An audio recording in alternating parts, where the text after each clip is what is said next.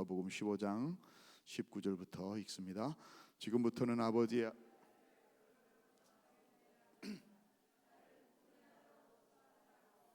이에 일어나서 아버지께로 돌아가니라.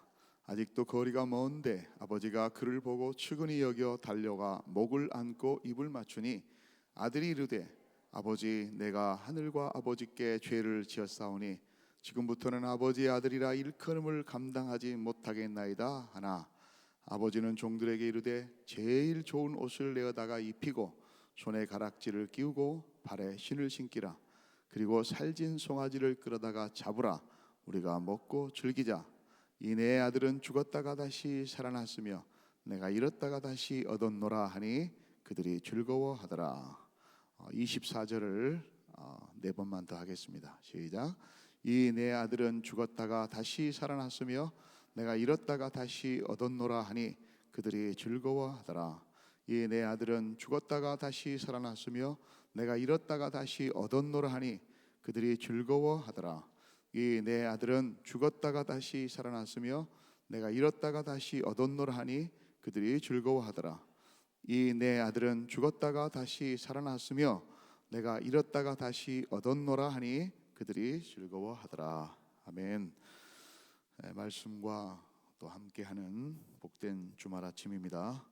오늘도 하나님께서 귀한 은혜의 말씀으로 우리와 함께 하실 것입니다. 주님이 주시는 그 은혜와 평강이 우리 안에 충만하기를 원합니다. 오늘 저는 말씀의 제목을 그 아들의 삶은 어떠해야 할까? 그 아들의 삶은 어떠해야 될까라고 하는 제목으로 정해봤습니다.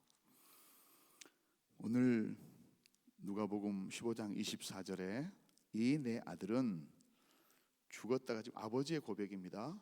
죽었다가 다시 살아났고 잃었다가 내가 다시 찾은 아들이다. 다시 얻은 아들이다.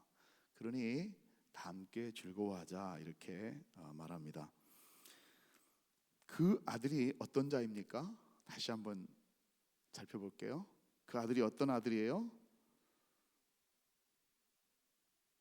죽었다가 다시 살아나고 잃었다가 다시 얻은 아들이에요. 그죠?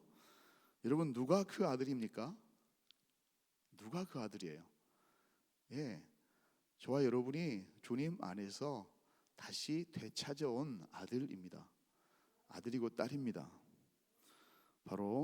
그래서 바로 우리들이에요. 그 아들이 누구냐면, 이 내 아들이 누구냐면 바로 우리들입니다. 여기서 바로 우리들이 바로 그런 사람이다. 우리들이 그렇게 살아야 된다. 우리들이 그런 사람이고 우리들이 그렇게 살아야 된다라고 해서 분당에 있는 굉장히 큰 교회죠. 우리들 교회라고 지었어요. 우리들 교회. 우리들만의 교회라는 말이 아니에요. 우리들이 먹고 재밌고 즐겁고 행복하게 살기도 하고 하는 그런 교회들은 많이 아니에요. 다 주님의 교회죠. 바로 우리들이 바로 그 아들, 내 아들이라는 거예요. 그렇게 살자. 그래서 지어진 이름이 그런 이름입니다. 그렇습니다. 우리가 바로 죽었다가 다시 살아나고 잃었다가 다시 얻은 이 내 아들입니다. 이 내 아들. 오늘은 여러 가지 포커스를 맞춰서 그동안에 일주일 동안이나 살펴보았기 때문에 오늘 제가 하려고 하는 것은, 그렇다면 아들의 삶은 대체 어때야 되느냐? 죽었다가 다시 살아나고 잃었다가 다시 얻은 아들, 바로 우리들의 삶은 어떻게 살아야 될 것인가? 거기에 저는 포커스를 맞춰보려고 합니다. 첫 번째로는 다시 살아난 자답게, 다시 얻은 덜의 삶을 새로운 피조물로 새롭게 살아야 된다라고 하는 것입니다. 우리가 어떤 사람이라고요? 다시 살아난 자, 그것을 다시 난 자, born again이라고 합니다. 중생한 자, 예수 그리스도로 인해서 다시 부활하고 또 부활할 자예요. 이미 부활했고 부활할 자입니다. 우리의 삶은 이미 죽어버렸던 자, 그래서 이제는 덤으로 얻은 삶을 살고 있는 자예요. 보너스의 삶을 사는 자예요. 그리고 우리가 어떻게 해요? 새롭게 다시 얻은 아들이잖아요. 그러니까 새로운 피조물답게 새롭게 살아야 될 존재라고 하는 것입니다. 고린도후서 5장 17절에 우리 교회의 그 설립의 바탕입니다마는 16절에 이어서 나온 다음에 17절에 그런즉 누구든지 그리스도 안에 있으면 무슨 피조물이라? 새로운 피조물이라. 이전 것은 지나갔으니 보라 새 것이 되었도다. 이사야서 65장 17절로도 보라 내가 새 하늘과 새 땅을 창조하나니, 그 새 하늘과 새 땅은 태초의 그 하늘이 아니라 우리가 주 안에서 새롭게 태어나면 그것이 새로운 하늘이고 새로운 땅이에요. 새롭게 맞이하는, 이전과는 전혀 다른. 그래서 이전 것은 기억되거나 마음에 생각나지 아니할 것이라. 이게 새 하늘과 새 땅입니다. 하나님 안에서 이전에 우리의 죄된 모습들, 거짓된 모습들, 가서 쥐업 열매나 먹고 장기들과 돈 허비하고 아들답지 못하게 살아왔었던 이런 모습들, 맨날 원망하고 맨날 뒤돌아보고 끄떡하면 후회하고 이런 삶, 열등감에 젖어 있었던 이런 삶이 아니라 이제는 다 그런 것들이 기억되지 아니하고 마음에 생각나지도 않는다는 것입니다. 에베소서 2장 1절에 허물과 죄로 죽었던 너희들을 그가, 우리 아버지가, 예수 그리스도가 우리를 살리셨도다. 그래서 우리는 그리스도와 함께, 따라서 합시다, 이미 죽었고 그리스도 안에서 새롭게 태어난 거듭난 자들이다. 우리는 이미 그리스도 안에서 이미 죽었습니다. 아직도 죽어있지 않다면 죽어야 합니다. 그리스도가 우리의 모든 죄와 모든 허물과 과거의 모든 것들을 다 지시고 십자가에서 죽으셨습니다. 그래서 우리도 죽어야 합니다.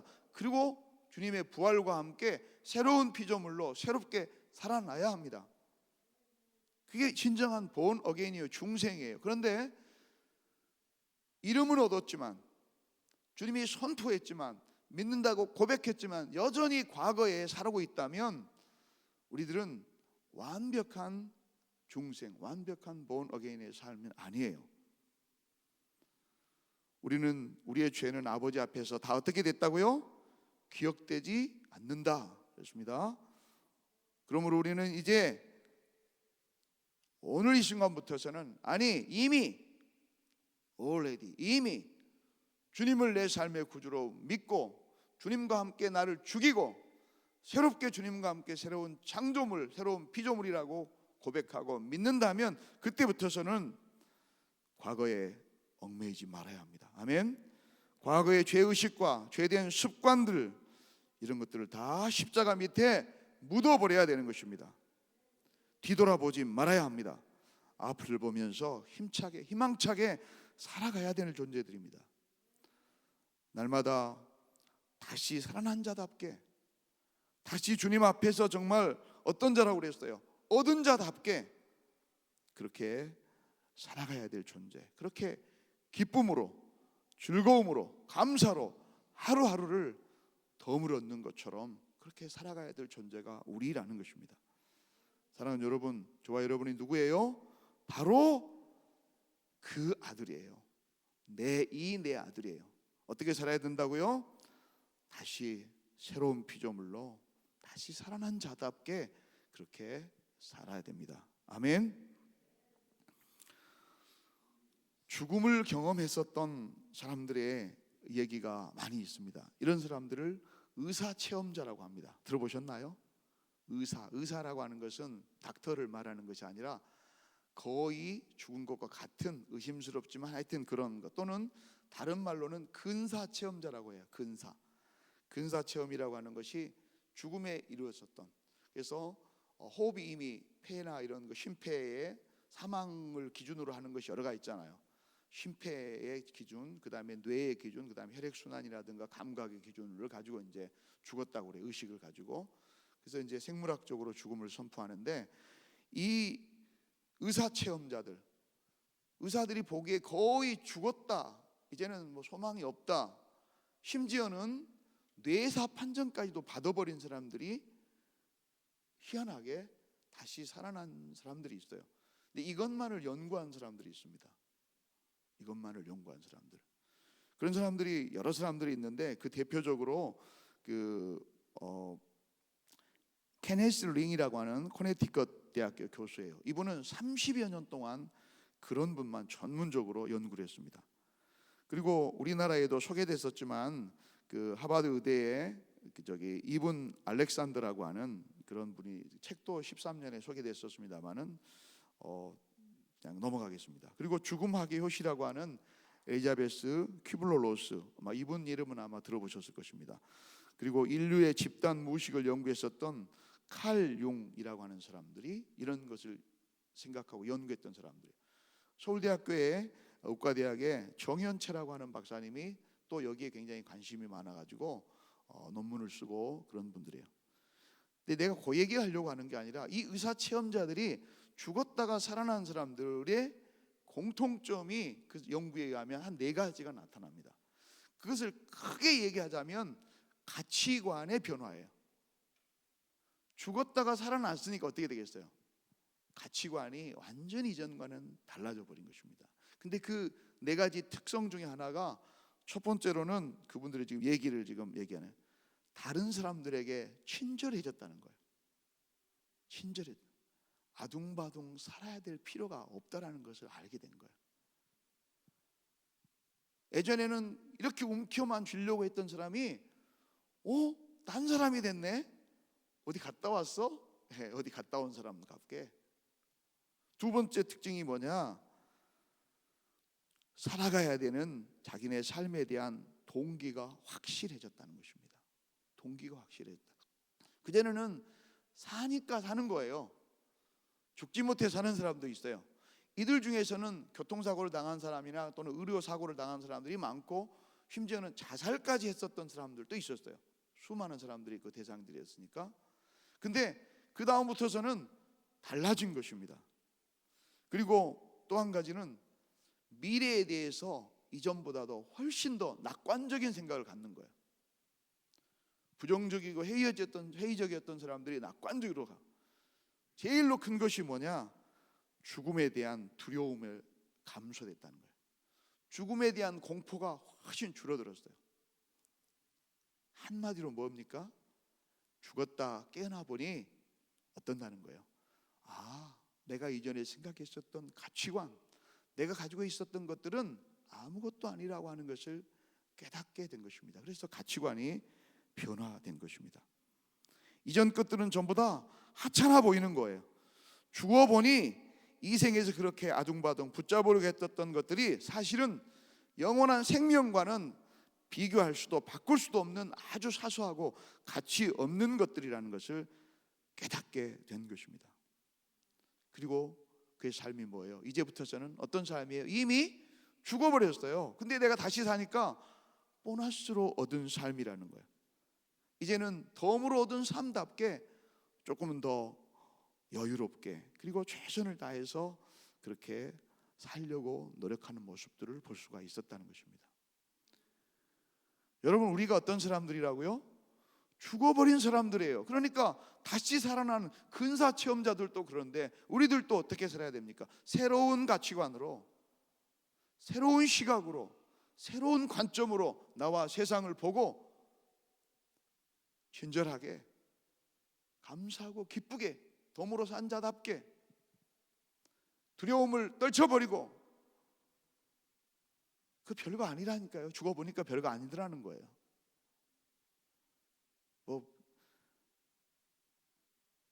유체 이탈해가지고 이렇게 보는 것 여러 가지 것들이 있었습니다만 그런 얘기는 하지 않겠습니다. 가치관에 대한 것만 얘기를. 여러분들도 잘 아는 러시아의 대문호 도스토옙스키라고 하는 분을 여러분 잘 아실 것입니다. 가라마조프 형제들 그다음에 죄와 벌 이런 거 썼던 젊은 시절에 잘 나간 분이었습니다. 황제를 비방하고 또 정권의 문제들을 얘기를 하다가 나중에 반역으로 잡혀 들어가 가지고 사형 선고를 받아 갖고 죽음 직전에서 다른 사람이 앞에 있는 사람들이 탕탕 총살을 당하는데 나도 이제 끝이로구나, 나도 이제 모든 게 끝나고 죽는구나 라고 생각하는 그 순간에 기적적으로 저쪽에서 멈춰라 하고 흰 깃발을 들고 말을 타고 달려오는 사람이 있었어요. 좀 빨리 왔더라면 앞에 사람도 설하실 텐데 운이 없었을까요? 운명일까요? 숙명일까요? 그 사람들은 죽고 멈춰봤더니 황제의 특사가 온 거예요. 그래서 사형 집행이 연기된 겁니다. 미뤄진 거예요. 그래서 그 사람은 저 시베리아에 대신 유배를 갔습니다. 시베리아, 아무리 추운 시베리아에 유배를 갔더라도 그의 삶은 죽은 것보다 나아요, 안 나아요? 완전히 덤으로 얻은 삶입니다. 완전히 그의 삶이 달라졌습니다. 그리고 하나님을 붙들게 됩니다. 하나님 앞에 의지하게 됩니다. 죽음 다음의 삶을 준비하게 됩니다. 그때부터서 주옥 같은 새로운 글들이 나오게 됩니다. 그게 도스토옙스키의 죄와 버리고 이런 책들입니다. 사랑하는 여러분, 그 사람 얘기할 때가 아닙니다. 누가 그런 사람입니까? 저와 여러분이 바로 이 내 아들이에요. 죽었다가 다시 살아나고 잃었다가 다시 얻은 바로 그 사람들이라는 것입니다. 기억하시기 바랍니다. 두 번째로는 처음의 약속대로 아들이지만 종과 같은 자세로 사랑의 빚진 자로 그 이름을, 그 아버지의 이름을 위해서, 더 고상하게 얘기하면 그 아버지의 영광을 위해서 거룩한 사명과 부채의식으로 살아가야 되는 존재가 바로 저와 여러분입니다. 그 아들, 그 딸이 해야 될 일인 것입니다. 여기서는 부채의식이라고 하는 것을 잘못 이해하시면 안 돼요. 막 떨리고 아이고 큰일 났네, 그걸 어떻게 갚지, 이런 게 아니라 덤으로 얻은 삶이니까 주님 앞에 이제는 드리는 삶을 살아야 된다는 것입니다. 누가복음 15장 19절에 이 아들의 고백이 바로 앞에 나옵니다. 우리가 읽었었던 고백이 뭐라고나, 지금부터는 아버지의 아들이라 일컬음을 감당하지 못하겠습니다. 그러니 어쩌라는 거예요? 나를 품꾼의 하나로 여겨주십시오. 누구의 말입니까? 아들의 고백이에요. 근데 우리는 그 고백을 헌신짝처럼 버리거나 잊어버리고 당당하게 아무 일도 없었던 것처럼, 그렇게 아버지는 그렇게 여기더라도 우리 스스로는 그 생각을 해야 되는 것입니다. 거룩한 마음의 부담, 부채의식, 하나님 앞에서 이제 나를 위해서 죽으신 그분을 위해서 내가 살아야 되겠다고 하는 거룩한 사명의식들을 새롭게 가져야 된다는 것입니다. 갈라디아서 2장 20절에 그 말씀이 이 말씀입니다. 내가 그리스도와 함께 십자가에 뭐 했나니, 못 박혔나니, 그런즉 이제는 어떻게 한다고? 내가 사는 것이 아니요 오직 내 안에 누가? 그리스도께서 사는 것이라. 이제 내가 육체 가운데서 사는 것은 나를 사랑하사 나를 위해서 자기 자신을 버리신 하나님의 아들을 믿는 믿음 안에서 사는 것이라. 이제는 내가 죽고 누가 살아야 된다고요? 예수 그리스도가 살아야 된다. 그 말이 뭐예요? 예수 그리스도를 위해서 살아야 된다는 말입니다. 나의 감정, 나의 습관, 지금도 여전히 남아있죠. 그것들을 늘 순간마다 죽이고 과거로 향하려고 하는 그 관성, 그 구심을 잘라내고 아버지가 원하는 습성, 아버지가 바라는 마음, 그 마음대로 우리가 살아가야 될 존재라는 것입니다.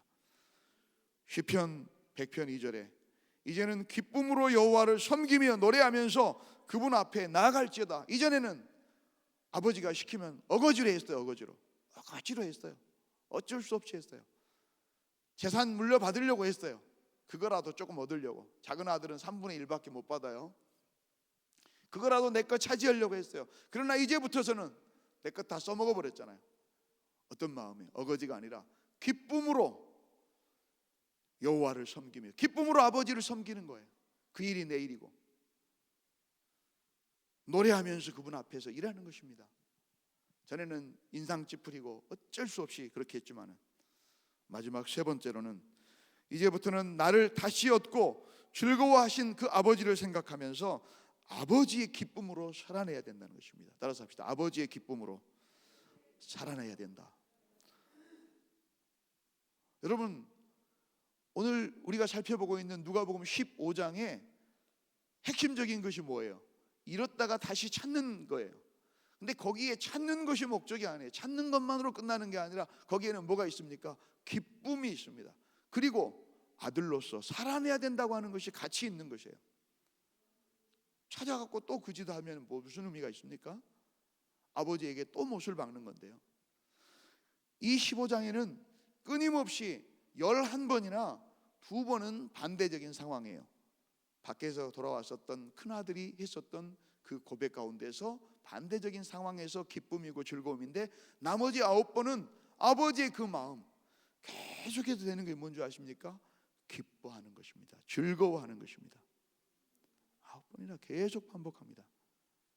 아버지의 마음이고 또한 너희도 그렇게 살아나는 것입니다. 우리가 이제부터는 즐거워하고 기뻐하고 감사해야 됩니다. 그리고 주님의 기쁨이 되도록 우리의 삶을 살아내야 되는 것입니다. 시편 16편 11편에 주께서 생명의 길을 내가 보이셨으니 주의 앞에는 충만한 기쁨이 있고 주의 오른쪽에는 영원한 즐거움이 있나이다. 영원한 즐거움. 아버지의 것이 다 내 것이고 내가 아버지가 되고 아버지가 내가 되고 내 안에 아버지가 살고 아버지 안에 내가 여전히 살아있고. 누가복음 15장의 큰 주제 하나가 기쁨이요 즐거움인 것입니다. 기쁨, 즐거움, 감사 같은 말입니다. 같은 말입니다. 오늘 다 찾아보면은 이것이 거듭난 자의 특성입니다. 이것이 새롭게 죽었다가 살아난 자, 잃었다가 얻은 자 바로 특성인 것입니다. 마음에 이제는 에덴을 품고 사는 거예요. 이전에 에덴은 어디였습니까? 이 아들의 즐거움은 어디였습니까? 이 아들의 기쁨은 어디였습니까? 아버지의 돈을 받는 것은 수단이었습니다. 그것을 가지고 딴 데로 가가지고 재미 보고 즐거워하는 것이 에덴이었습니다. 그러나 이제는 아들에게 에덴은 어디입니까? 아버지와 함께 있는 그곳이 에덴이에요. 그곳이. 에덴이 뭐예요? 즐거움, 기쁨, 리조이스. 즐거움이 있는 곳, 아버지와 함께 있는 곳, 그것이 즐거움입니다. 아버지와 함께 때문에 매우 마음의 평화가 있고 무엇도 더불어올 수 없는 만족함이 있고 아버지와 함께 있는 것이 가장 소망찬 삶이라는 것입니다. 이것이 진정한 에덴입니다.